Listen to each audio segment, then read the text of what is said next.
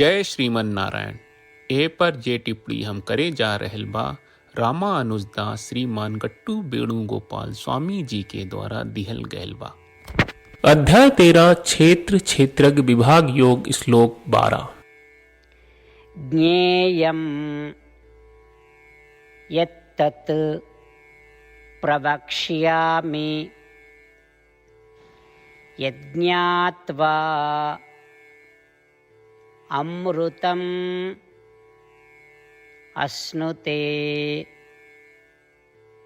अनादि मत्परं ब्रह्म न सत्तन्नासत् उच्यते। ओम। गीताचार्य श्री कृष्ण परमात्मा अर्जुन समेत हमनी सभे के क्षेत्र क्षेत्रज्ञ विभाग सिखा रहल बानी।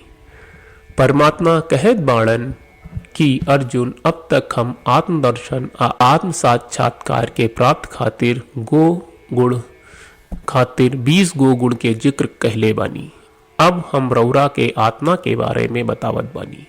जब ऊ देह से जुड़ल न होके ऊ आत्मा का है और ओकरा स्वभाव का है। अर्जुन अगर रउआ ई आत्मा के बारे में जानत बानी ता रउआ जन्म मरण के चक्र से मुक्ति पा सकनी।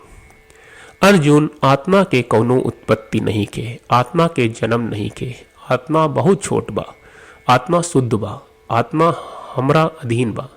माने कि हम आत्मा के सर्वोच्च स्वामी है। आत्मा ज्ञान के रूप बा। ई तरह से आत्मा ज्ञान से व्याप्त हो जाला। जैसे दीप आपन प्रकाश से सर्वव्यापी होला, वैसे ही आत्मा आपन ज्ञान से सर्वव्यापी होला। लेकिन सृष्टि के बाद आत्मा अलग अलग शरीर ले लेला और ये अलग अलग नाम से बोलल जाला। यही से एकरा के सत आ विद्यमान कहल जा सकेला। एकरा अलावा चूंकि प्रलय के समय ई शरीर औरी नाम के अस्तित्व न रही, ऐसे आत्मा के असत या अस्तित्वहीन कहल जा सकेला। लेकिन जब शरीर से कौनो संबंध न होके तब भी आत्मा हमेशा मौजूद रहेला। यही से एक तरह से आत्मा के सत और असत कहल जा सकेला और दूसर तरह से आत्मा के सत और असत न कहल जा सकेला। यही तरह से श्री कृष्ण परमात्मा हमनी के आत्मा के बारे में यानी हमनी के बारे में, हमनी के महिमा के बारे में बता रहल बाड़े। एकरा संगे संगे श्री कृष्ण परमात्मा घोषणा कर रहल बाड़े कि ऊ सब आत्मा के मालिक हवे। यही से हमनी के ई माने के चाहिए कि श्री कृष्ण परमात्मा हमनी के परम परमात्मा हवे। श्री कृष्ण परमात्मा आ श्रीमन नारायण के शरण लेवत आपन जीवन सार्थक बनावे की कोशिश करत घड़ी हमनी के श्री कृष्ण परमात्मा के वचन के श्लोक के रूप में दोहरावे के कोशिश करी जा। ज्ञेयं यत्तत् प्रवक्ष्यामि यज्ञात्वा अमृतमश्नुते अनादिमत्परं ब्रह्म न सत्तन्नासदुच्यते। श्रीमद् भगवत गीता का पूरा सार श्री कृष्ण परमात्मा ने अध्याय 18वें के श्लोक 65 से 70 में 8 काम करे खातिर दिले बाड़े। श्री कृष्ण कहले हम ओ लोगन से प्रेम करनी जो लोग इन 8 बातन के मान तारे। हम ओ भक्तन के हर तरह से रक्षा करब।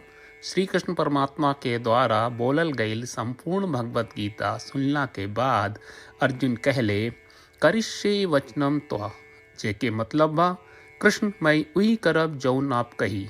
यही कारण बा श्री कृष्ण अर्जुन के हर तरह के सफलता आ विजय प्रदान करेले। आई परमात्मा के आपन व्रत देई कि हमनी के ये 8 गौ कर्म के पालन करी जा। ई वचन परमात्मा के देवे से बड़न कौनो पूजा तपस्या यज्ञ नहीं। हम 8 प्रण कहब जौन हमनी के करे के चाहिए। आप सब कृपया इन्हन के आपन दिमाग और दिल में सोची। श्री कृष्ण के आपन वचन देवे के ई तरीका में हमनी सबकी कल्पना करे के चाहिए कि श्री कृष्ण का चेहरा खुशी से चमकत बा और खुशी के एहसास करत बा। जय श्रीमन नारायण। यहाँ हमनी के 8 वादा बा। हमनी के पहला वादा, हे श्रीमन नारायण आपका निर्देश के मुताबिक हम हमेशा तोहार ध्यान करब और तोहार बारे में सोचब।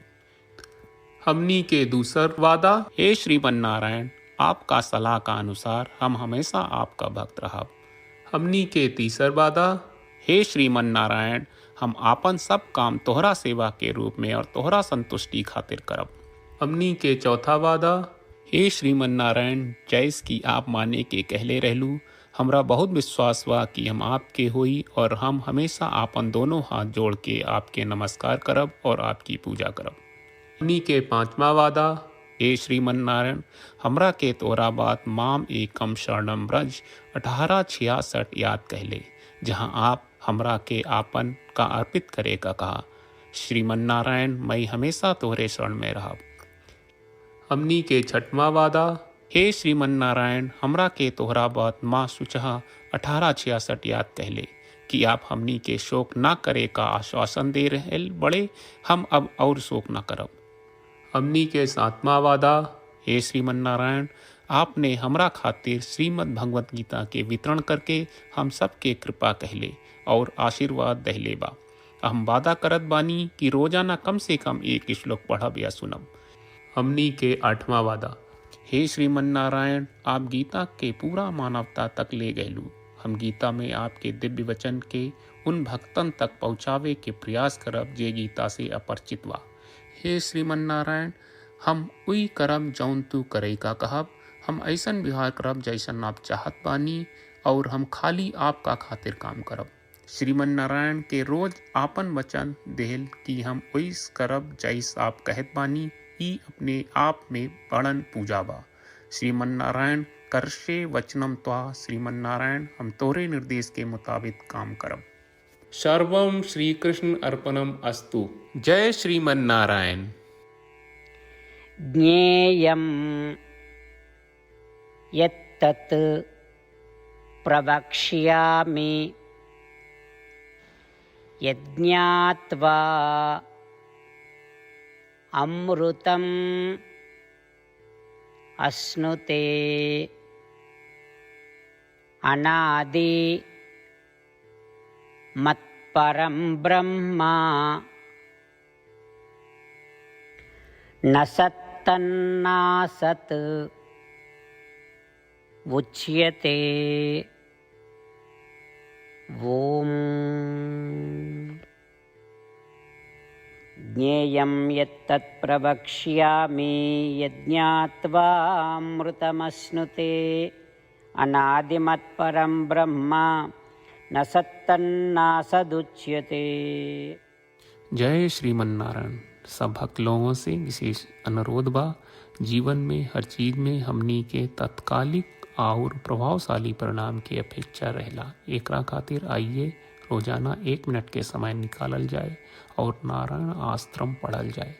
नारायण आश्रम प्राप्त करे खातिर नारायण आश्रम वेबसाइट पर जाई, जो www.narayanashram.org है, और पंजीकरण में आपन नाम और ईमेल दर्ज करी। आपके द्वारा प्रदान कईल गई ईमेल पर आपका एक नारायण आश्रम PDF प्राप्त हुई। PDF में एक रामायण श्लोक, एक गीता श्लोक और एक विष्णु नामम बा। ये तीनों के मिल के नारायण आश्रम कहल जाला। हर व्यक्ति के ये श्लोक के अलग अलग संयोजन मिलेला। जब हर कोई 24,000 भक्तन के साथ रोजाना आपन नारायण आश्रम पढ़त आ सुनत बा, ता हर दिन संपूर्ण रामायण का 1 दौर, श्रीमद् भगवत गीता पारायण के 33 दौर और श्री विष्णु सहस्त्रनाम स्तोत्र पारायण के 24 दौर प्रतिदिन पूरा होएला। ई एक बहुत ही उल्लेखनीय और विलक्षण परिणाम बा, जौन हर एक दिन ऐस करे से निकलेला। ई कारण बा कि आप और आपके परिवार के सदस्य तुरते जाके आपन नारायण आश्रम प्राप्त करी। जय श्रीमन नारायण।